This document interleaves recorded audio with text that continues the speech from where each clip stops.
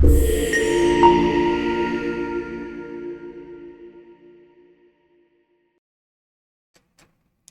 Dear students. അപ്പം നമ്മുടെ ലോയുടെ 50 days workshop നടന്നുകൊണ്ടിരിക്കുകയാണ്. നിങ്ങൾക്ക് എല്ലാവർക്കും അറിയാമല്ലോ. അപ്പം നിങ്ങൾ എല്ലാ ക്വസ്റ്റ്യൻസും നോക്കി നോക്കി വരുന്നുണ്ടെന്ന് ഞാൻ വിശ്വസിക്കുന്നുണ്ട്.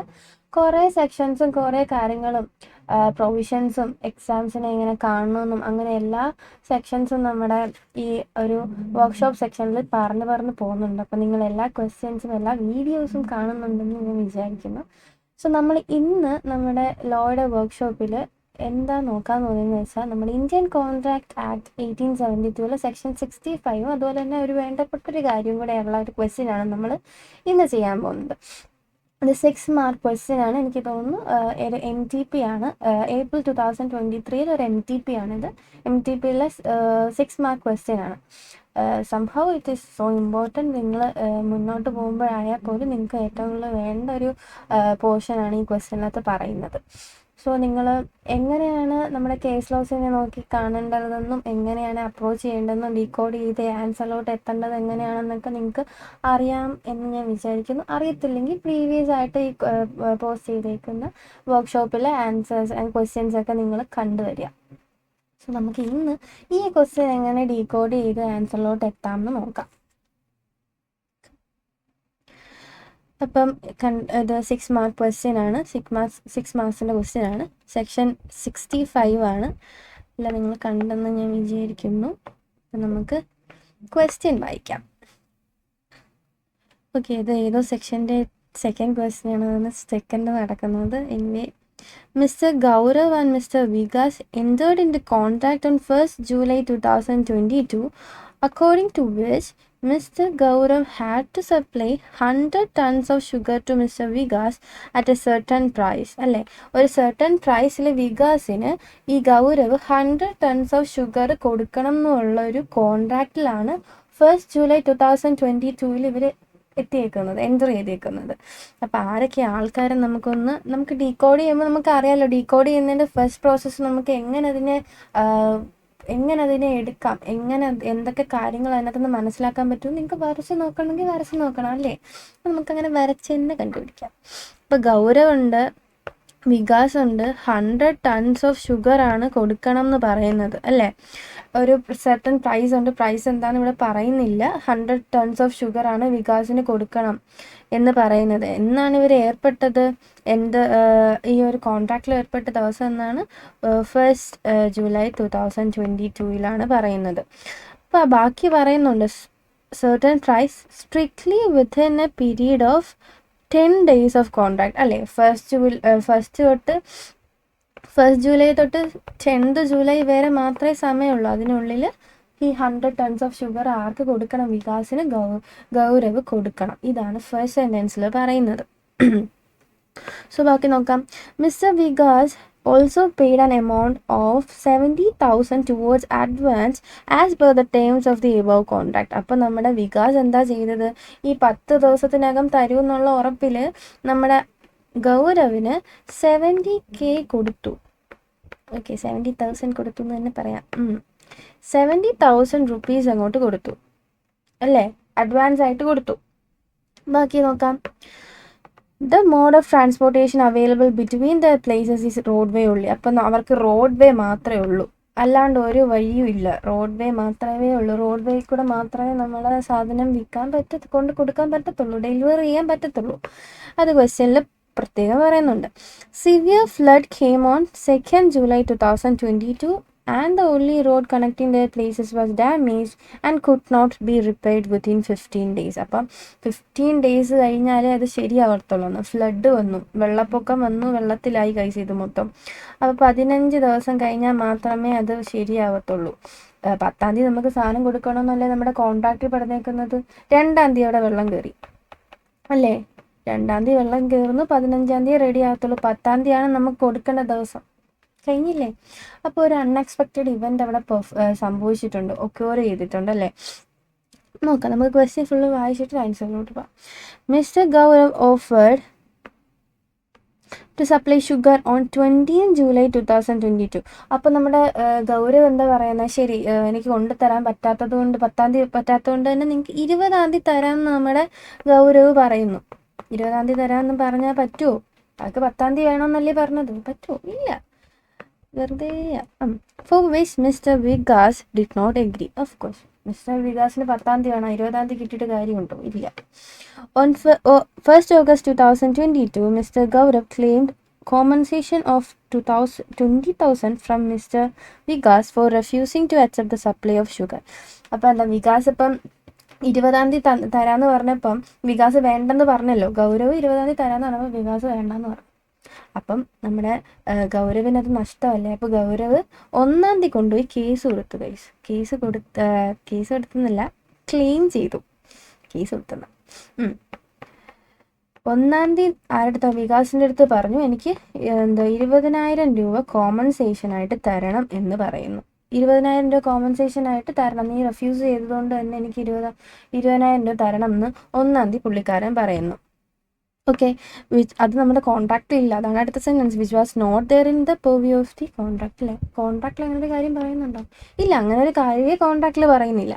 On the other hand, mister Vikas claimed for refund of 70,000 which he has paid as advance in terms of the contract. Okay, contract ടേംസിൽ അഡ്വാൻസ് ആയിട്ട് 70,000 രൂപ കൊടുക്കുന്നതായിട്ടുണ്ടായിരുന്നു. 70,000 രൂപ കൊടുത്തിട്ടുണ്ടായിരുന്നു നമ്മുടെ വികാസ് ഗൗരവിന്. അത് തിരിച്ച് നമ്മുടെ വികാസ് ചോദിക്കുകയാണ്. പറ്റുമോ? അത് പറ്റും അല്ലേ. നമുക്കറിയാം, നമുക്ക് പ്രൊവിഷൻസും കാര്യങ്ങളിലൊക്കെ അറിഞ്ഞിട്ടല്ലേ നമ്മൾ ക്വസ്റ്റ്യൻ എക്സാമിന് ചെയ്യാൻ പോകുന്നത്. അപ്പോൾ അത് നമുക്കറിയാം അങ്ങനെ പറ്റും. അപ്പം നമുക്കതറിയാം, നമുക്ക് ആൻസറിലോട്ട് ചെല്ലാം.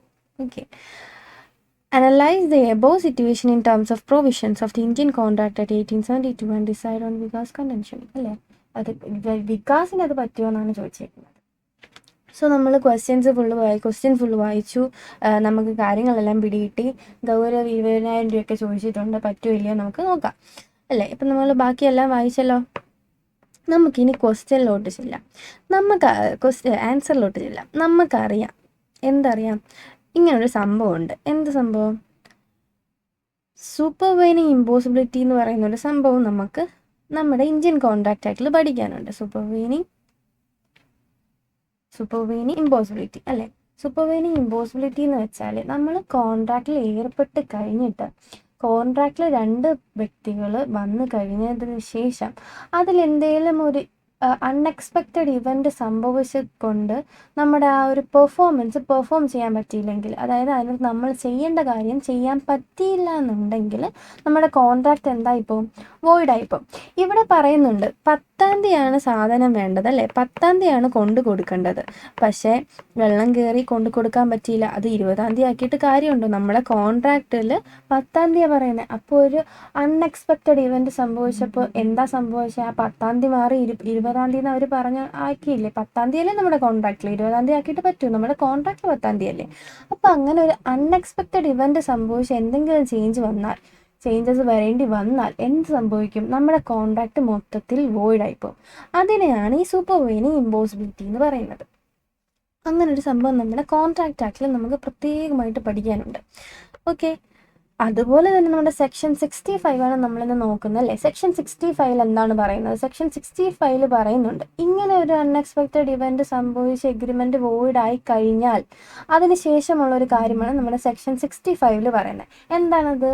അങ്ങനെ ആ ഒരു എഗ്രിമെൻ്റ് വോയിഡ് ആയി കഴിഞ്ഞാൽ ആ എഗ്രിമെൻറ്റിനുള്ളിൽ കോൺട്രാക്റ്റിനുള്ളിൽ ഏതെങ്കിലും ഒരു പാർട്ടീസിന് എന്തെങ്കിലും ഒരു ബെനിഫിറ്റ് കിട്ടിയിട്ടുണ്ടെങ്കിൽ അതെന്ത് ചെയ്യണം? അത് തിരിച്ചു കൊടുക്കണം. അല്ലെങ്കിൽ അങ്ങനെ അയാൾക്ക് ബെനിഫിറ്റായിട്ട് പൈസയല്ല, എന്തെങ്കിലും വേറൊരു അഡ്വാൻറ്റേജ് ആണ് കിട്ടിയിട്ടുണ്ടെങ്കിൽ അത് ആരുടെ കയ്യിൽ നിന്നാണോ അഡ്വാൻറ്റേജ് കിട്ടിയ അയാൾ കോമ്പൻസേഷൻ കൊടുക്കണം.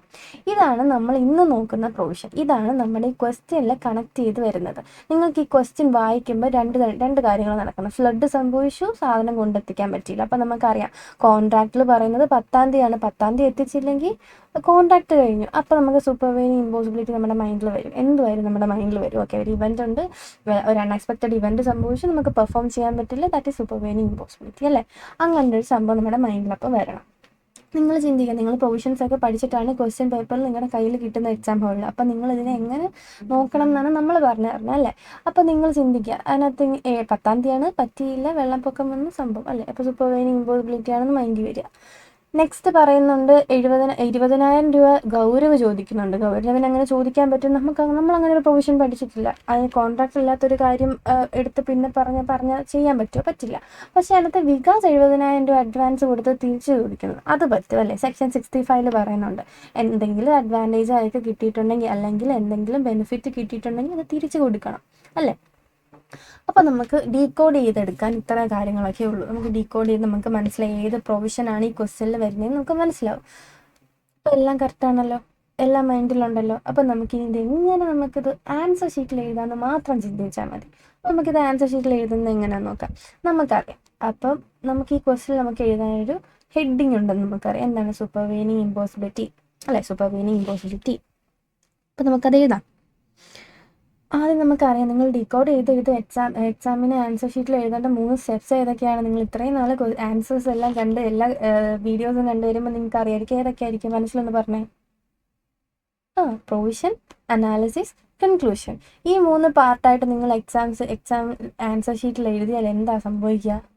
നമുക്ക് മാർക്ക് കറക്റ്റ് വീഴും അല്ലേ? അതാണ് നമ്മളിവിടെ പറഞ്ഞു തരുന്നത്. അപ്പം നമുക്ക് ആദ്യം പ്രൊവിഷൻ അല്ലേ എഴുതേണ്ടത്. അനാലിസിസ് എന്താണെന്ന് നിങ്ങൾക്ക് അറിയാമല്ലോ, ക്വസ്റ്റ്യനിൽ എന്താണോ ഉള്ളത് അതാണ് അനാലിസിസ്. കൺക്ലൂഷൻ എന്താണ്? നമ്മുടെ പ്രൊവിഷൻ അനുസരിച്ച് അനാലിസിസ് വെച്ച് എന്ത് ചേഞ്ചസ് ആണ് നമ്മുടെ ക്വസ്റ്റ്യനിൽ അവർ ചോദിച്ചതിൽ ഏതാണ് നമുക്ക് കൊടുക്കേണ്ട ആൻസർ എന്നുള്ളതാണ് കൺക്ലൂഷൻ അല്ലേ? അപ്പം നമുക്ക് എങ്ങനെ ആൻസറിലോട്ട് ചെല്ലേണ്ടതെന്ന് നോക്കാം. ഓക്കെ, അപ്പം നമുക്കിവിടെ പ്രൊവിഷൻ എഴുതുമ്പോൾ നമുക്ക് എന്തുണ്ട്?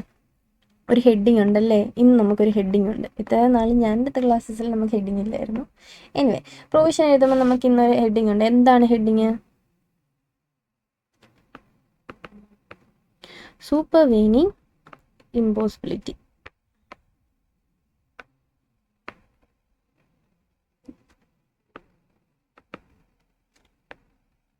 അതിൻ്റെ അർത്ഥം എന്താണ്?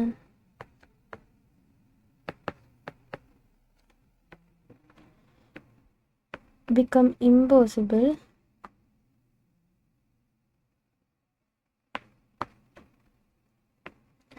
after entering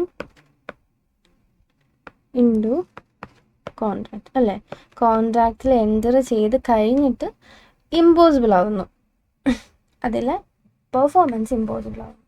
അപ്പം നമുക്കിതിനെ എന്താണെന്ന് നമുക്ക് ഈ ഹെഡിങ് എഴുതിയിട്ട് ഇത് എന്താണെന്ന് നമുക്ക് എഴുതാം. കൂടെ തന്നെ അണ്ടർലൈൻ ചെയ്ത് പൊക്കോണം. അപ്പം നമുക്ക് കൂടുതൽ മാർക്സ് കിട്ടാൻ ചാൻസ് കൂടുതലാണ്. അപ്പം നമുക്ക് എന്താണെന്നറിയാം. എന്താണ്? when the performance of the contract become impossible അല്ലെങ്കിൽ ഇല്ലീഗലായി മാറുകയോ ഇമ്പോസിബിളായി മാറുകയോ ചെയ്യാം. നമുക്ക് എഴുതി പോവാം. when the performance of the contract become impossible or illegal by occurrence of എന്താണ്? occurrence of any unexpected events അല്ല, എന്തെങ്കിലും അൺഎക്സ്പെക്റ്റഡ് ഇവൻറ്റ് സംഭവിച്ച് നമ്മുടെ പെർഫോമൻസ് ഓഫ് ദി കോൺട്രാക്റ്റ് ഇമ്പോസിബിളോ അല്ലെങ്കിൽ ഇല്ലീഗലോ ആയി പോവുക, അല്ലെങ്കിൽ or any changes or A change in the circumstances occurs which is beyond the contemplation of the partners.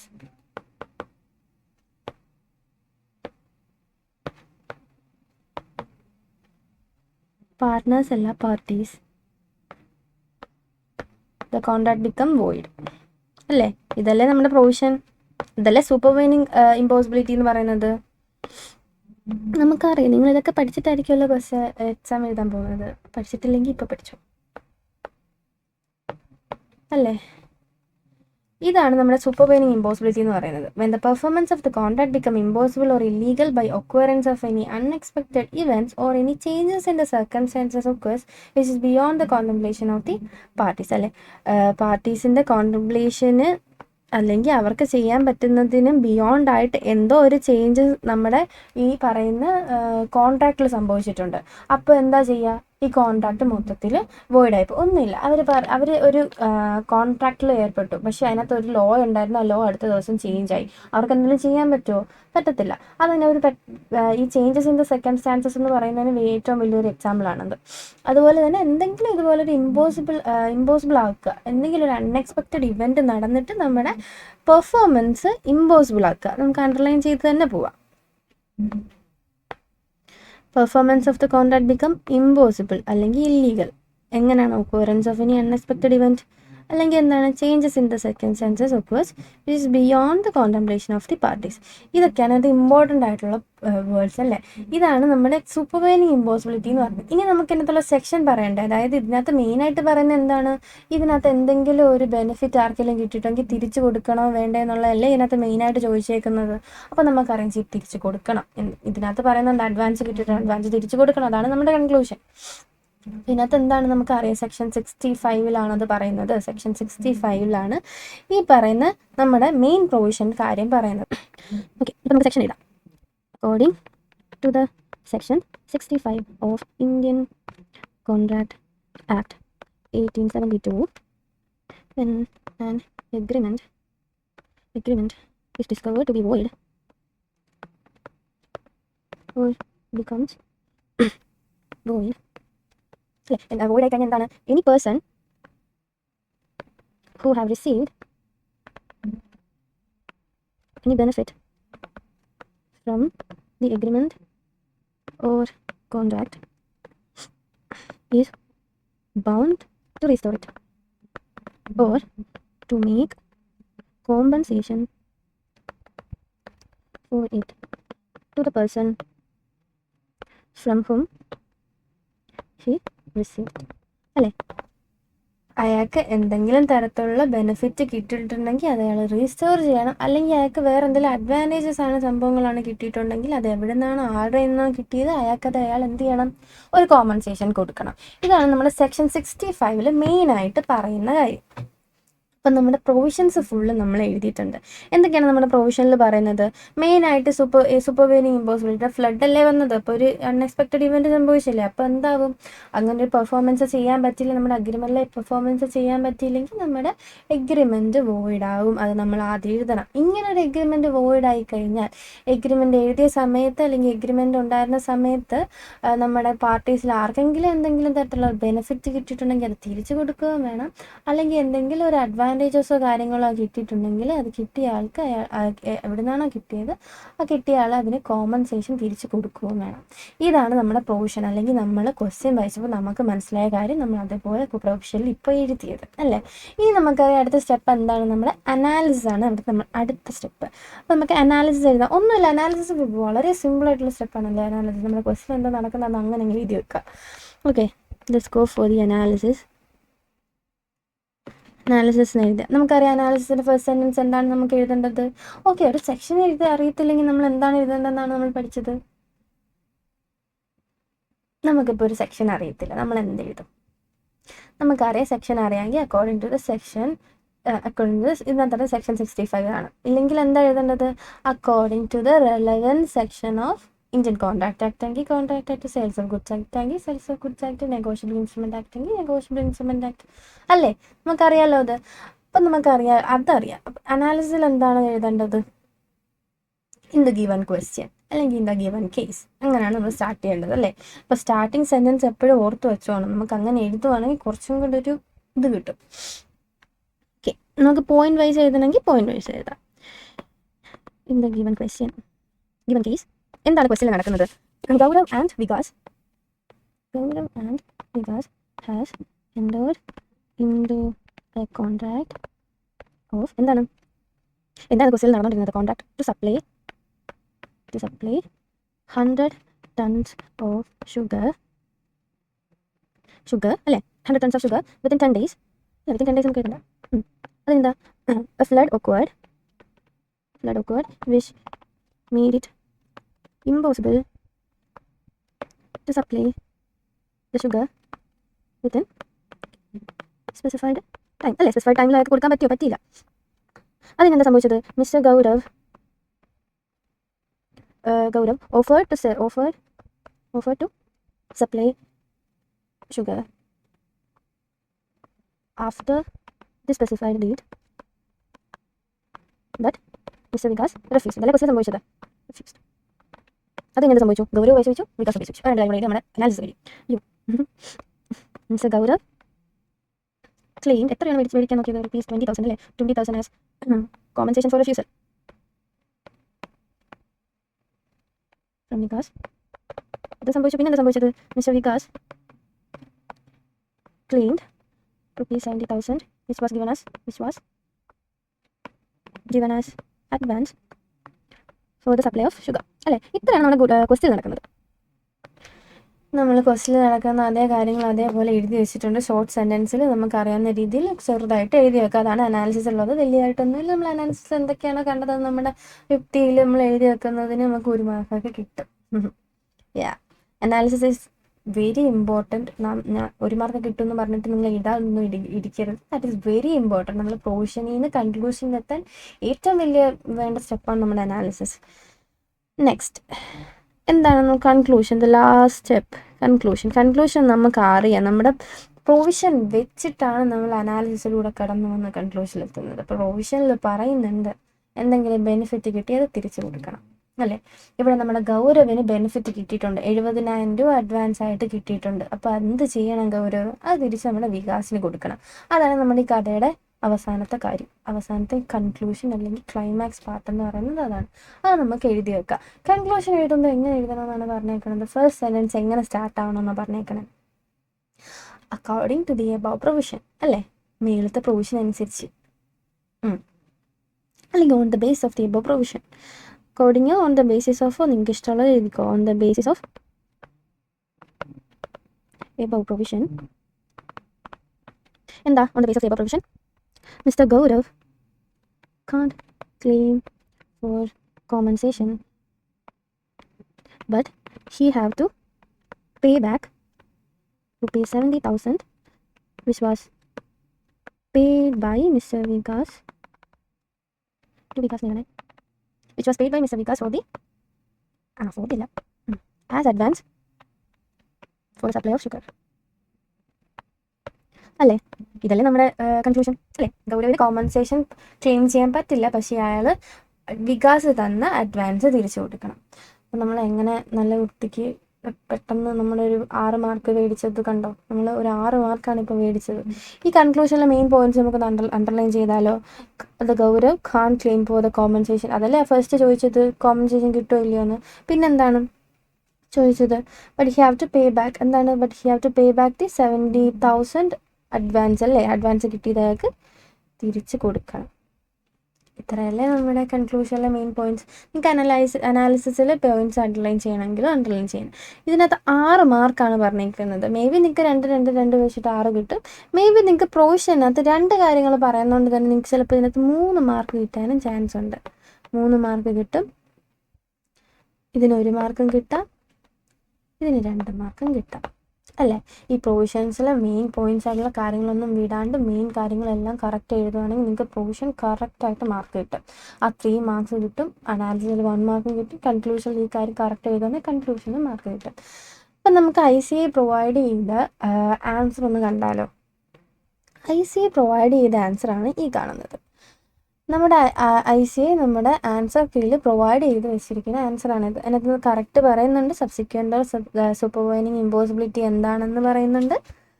നമ്മുടെ സെക്ഷൻ 65 പറയുന്ന കാര്യങ്ങളും പറയുന്നുണ്ട്. പിന്നെ നമ്മുടെ അനാലിസിസ് പറയുന്നുണ്ട്. ആൻഡ് അറ്റ് ലാസ്റ്റ് നമ്മുടെ കൺക്ലൂഷനും പറയുന്നുണ്ട്. നമ്മൾ കറക്റ്റായിട്ട് ഹെഡിങ് കൊടുത്ത് എഴുതിയെന്നുള്ള വ്യത്യാസം മാത്രമേ ഉള്ളൂ. ഹെഡിങ് കൊടുത്ത് എഴുതുകയാണെങ്കിൽ കുറച്ചുകൂടെ സ്ട്രക്ചേർഡ് ആയിരിക്കും. നിങ്ങൾക്ക് മാർക്ക് സ്കോർ ചെയ്യാൻ വളരെ എളുപ്പമായിരിക്കും. അപ്പോൾ ഇത്രയൊക്കെ ഉള്ളൂ നമ്മുടെ ഇന്നത്തെ സെക്ഷൻ എന്ന് പറയുന്നത്.